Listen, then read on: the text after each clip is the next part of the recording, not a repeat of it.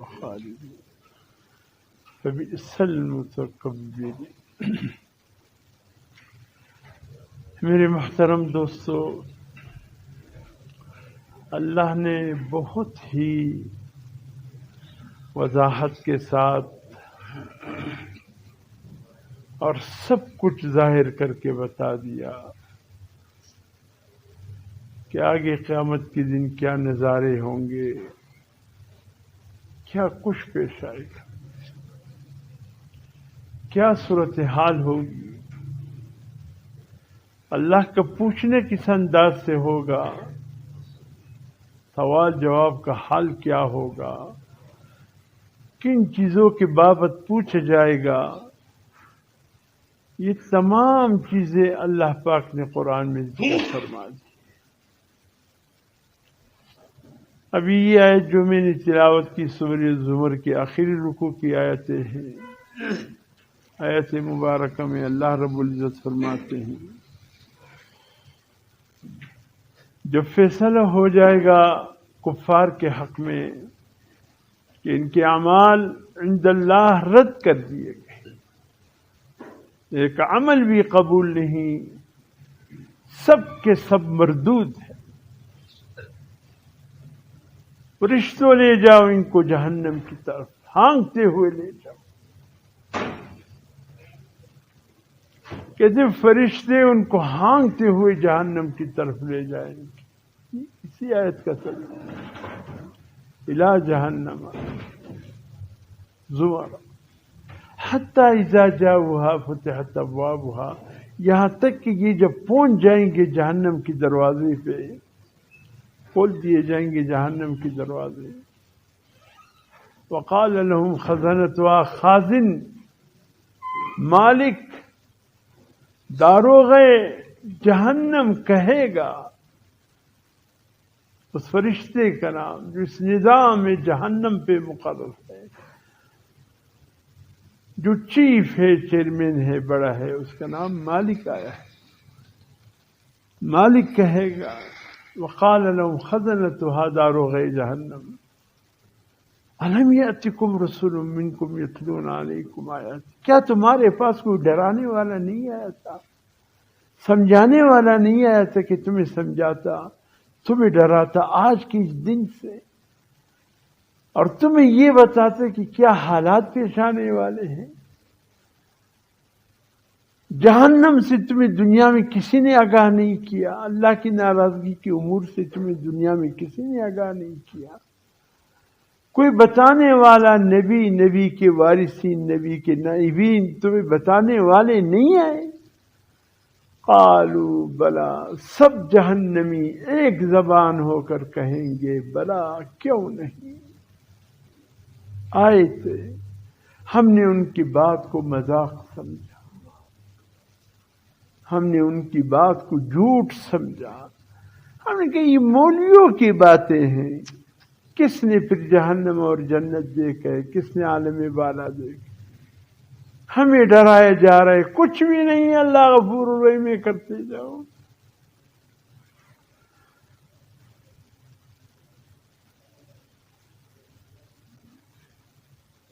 تو داروغہ جہنم کہے گا اچھا، اس کے باوجود تمہاری یہ حالت ہے، تم نے نہیں مانا ان کی باتوں کو،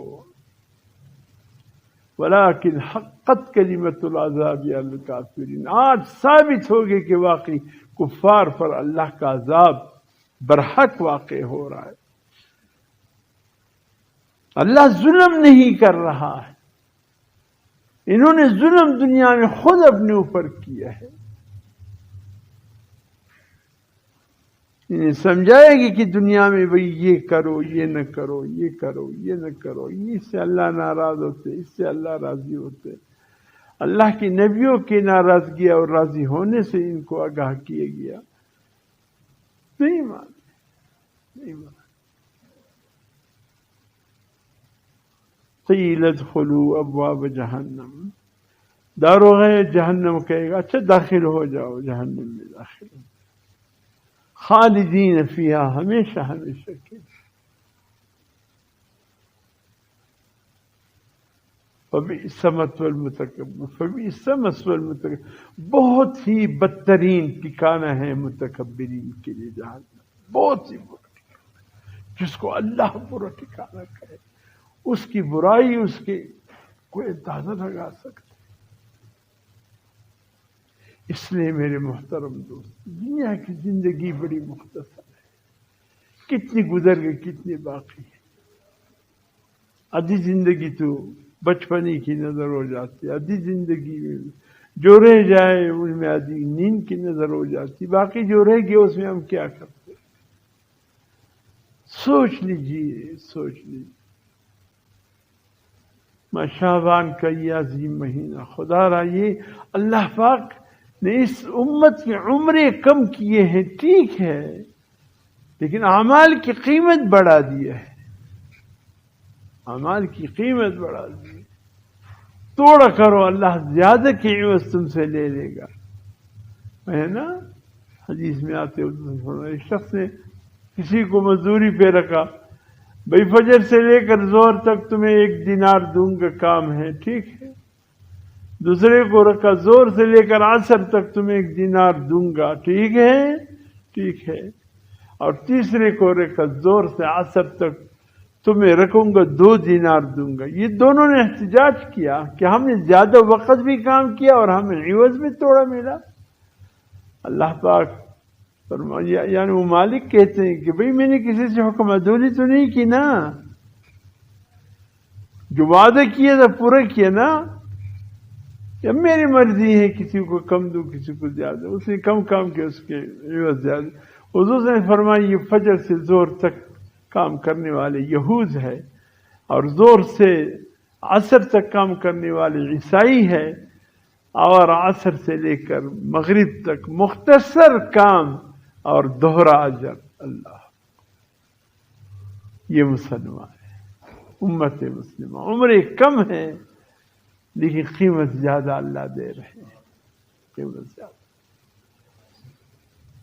اس لیے مبارک راتیں، مبارک، اس کو یوں ہی جانے مت دو۔ خدا کی قسم ہمیں بہت افسوس ہوتا ہے، افسوس، کیا قیمتی دولت ہم نے برباد کر دی، کیا قیمتی اوقات ہم نے ضائع کر دیا، کیا بہترین لمحے ہم نے غفلت میں گزار دی۔ رات میں جتنا ہو سکے عبادت کیجیے، دن میں روزہ۔ علماء نے لکھا ہے، مولانا اشرف ثانوی رحمۃ اللہ علیہ نے ملفوظات میں لکھا ہے، جو شب برات، لیلۃ البرات کی رات کسی نہ کسی عنوان سے 10 منٹ عبادت کرے، 15 منٹ صلاۃ التسبیح پڑھے، اس کے لیے تراویح پڑھنے اتنے آسان ہو جائیں گے کہ وہ خود حیران ہو گئے، اللہ یہ کتنے آسان ہے یہ تراویح، یہ اس رات کی چند نوافل کی برکت ہے۔ اور فرمایا جو 15 شعبان کا روزہ رکھے اس پہ رمضان المبارک اتنا آسانی سے گزر جاتے کہ پتہ ہی نہیں چلتا۔ اچھا آخری عشرہ شروع ہو چکے ہیں، ہمیں پتہ بھی نہیں لگا۔